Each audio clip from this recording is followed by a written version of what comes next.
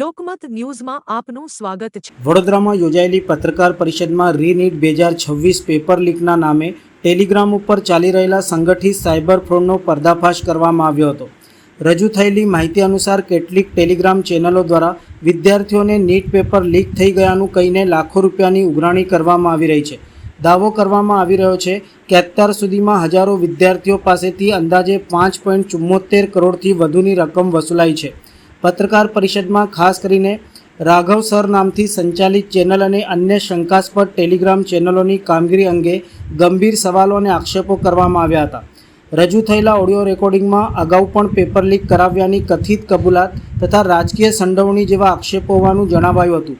સાથે જ કેટલાક ગ્રુપોમાં અનામત મુદ્દે વિદ્યાર્થીઓમાં ભેદભાવ અને દ્વેષ ફેલાવવાનો પ્રયાસ થતો હોવાનો પણ આક્ષેપ કરવામાં આવ્યો હતો। આ પ્રસંગે વિદ્યાર્થીઓને વાલીઓને આવા લોભામણા દાવાઓથી સાવચેત રહેવાની અપીલ કરવામાં આવી હતી। કોઈપણ ટેલિગ્રામ ચેનલ ઉપર પેપર લીકના દાવાઓ ઉપર વિશ્વાસ ન કરવા અને રૂપિયા ટ્રાન્સફર ન કરવા સૂચના આપવામાં આવી હતી।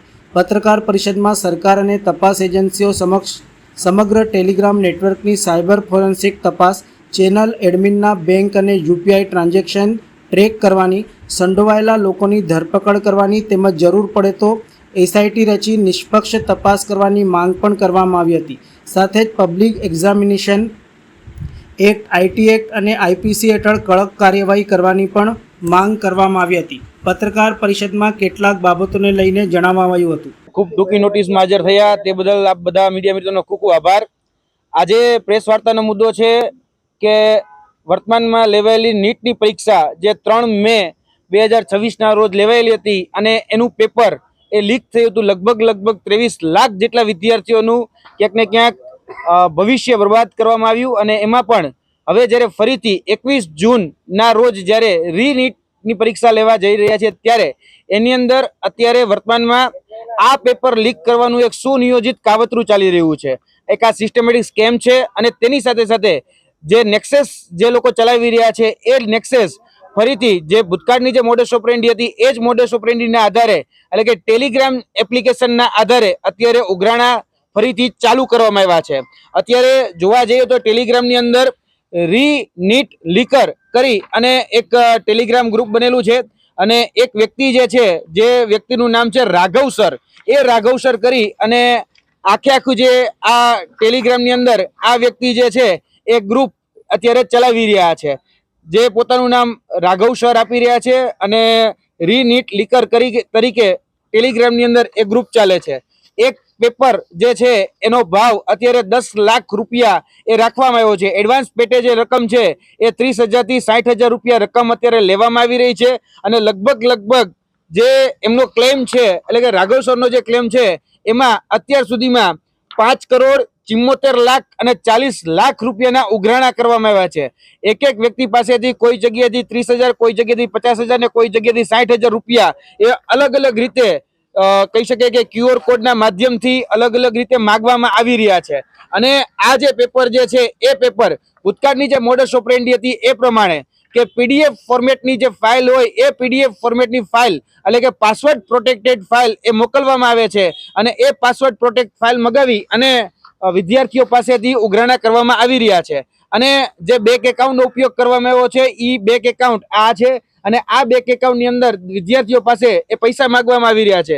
આની સાથે અમે કોલ ઉપર વાત પણ કરેલી છે, એનું ઓડિયો રેકોર્ડિંગ પણ અમારી જોડે ઉપલબ્ધ છે, વિડીયો રેકોર્ડિંગ જે છે કોલનું એ પણ અમારી જોડે ઉપલબ્ધ છે અને સાથે સાથે ઓડિયોની અંદર એ વ્યક્તિ એવો દાવો કરી રહ્યા છે કે ભૂતકાળમાં જે નીટનું પેપર હતું એ અમારા દ્વારા જ ફોડવામાં આવેલું હતું અને એની અંદર જે કહી શકાય વર્તમાન જે કહી શકાય કે એમએલએ કક્ષાના જે પદાધિકારીઓ છે એ પણ આની સાથે ઇન્વોલ્વ હતા। એ પ્રકારની વાત એ ઓડિયોની અંદર એ વ્યક્તિ જાતે પણ એટલે કે રાઘવ સર નામનો જે શખ્સ જે અત્યારે પોતાની જાતને કહી રહ્યો છે એ વ્યક્તિઓ ક્લેમ કરી રહ્યો છે કે ભૂતકાળનું જે નીટનું પેપર હતું 2026 એ પણ અમે ફોડેલું છે। અને તેની સાથે સાથે એવો પણ દાવો કરવામાં આવે છે કે આ નીટ સાથે અમે અલગ અલગ જે કોમ્પિટિટિવ એક્ઝામ એટલે કે સ્પર્ધાત્મક પરીક્ષાઓ છે એ સ્પર્ધાત્મક પરીક્ષાના પેપર પણ ફોડીએ છીએ. તમારે જો એ પેપર લેવું હોય તો અમારી પાસે એની પણ સુવિધાઓ છે. આ પ્રકારની વાત એ કોમ્પિટિટિવ એક્ઝામના પરીક્ષાના પ્રશ્નપત્ર એને ભૂતકાળમાં પણ ફોડેલા છે એ પ્રકારનો પણ દાવો એમાં એ થઈ રહ્યો છે. ભૂતકાળની 2024ની જે નીટ પરીક્ષા હતી એ 2024ની નીટનું પરીક્ષાનું પેપર પણ આ રીતે જ એટલે કે સોશિયલ મીડિયાના ટેલિગ્રામના માધ્યમથી ફોડવામાં આવેલું છે.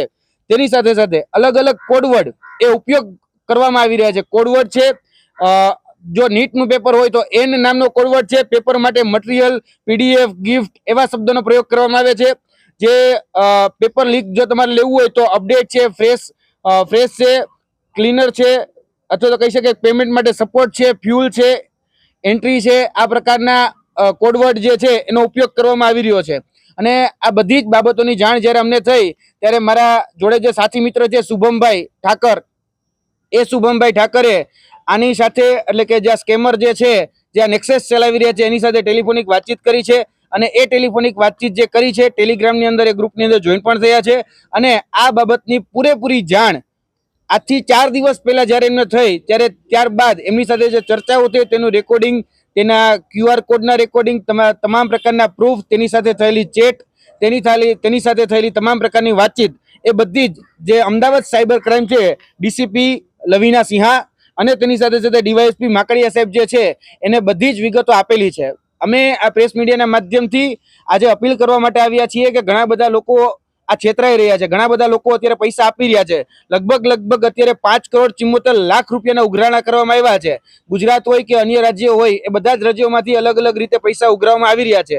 આ ક્યાંક ને ક્યાંક જે સિસ્ટમેટિક સ્કેમ છે, સાયબર ફ્રોડ કદાચ હોઈ શકે છે. અમે ક્લેમ નથી કરતા કે સાયબર ફ્રોડ જ છે, પરંતુ જે રીતે મોડસ ઓપરેન્ડી છે એ ભૂતકાળનું એટલે કે 3 મેના રોજ જે નીટનું પેપર હતું એ નીટનું પેપર જે રીતે ફોડવામાં આવ્યું હતું સેમ મોડસ ઓપરેન્ડી એ આમાં ક્યાંક ને ક્યાંક ઉપયોગમાં કરવામાં આવેલી છે. 5,74,00,000 અને ટોકન પેટે અત્યારે જે રકમ માંગવામાં આવી રહી છે એ 60,000 રૂપિયાની ટોકનની રકમ આપવામાં આવી રહી છે. અને 170 પ્રશ્ન ટોટલ આખું પ્રશ્નપત્ર છે, 180 પ્રશ્નપત્ર છે, તેની અંદર એ લોકો 170 પ્રશ્નપત્ર એ આપી રહ્યા છે.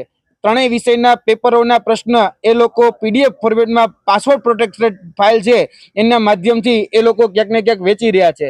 એટલે આની તપાસ થવી ખૂબ જરૂરી છે. ક્યાંક ને ક્યાંક જોવા જઈએ તો વર્તમાનની અંદર CBI તપાસ કરી રહી છે, વર્તમાનની અંદર કેન્દ્ર સરકાર આની તપાસ કરી રહી છે, કેન્દ્ર સરકારની અલગ અલગ એજન્સીઓ તપાસ કરી રહી છે. છતાં પણ આનો કોઈ ડર એ આ કૌભાંડીઓને, ભ્રષ્ટાચારીઓ કે પેપર લીકેજના જે માફિયાઓ છે એને રહ્યો નથી. આ વાત ઉપરથી બહુ સ્પષ્ટ થાય છે. એટલે આની ઉપર તપાસ થવી ખૂબ જરૂરી છે.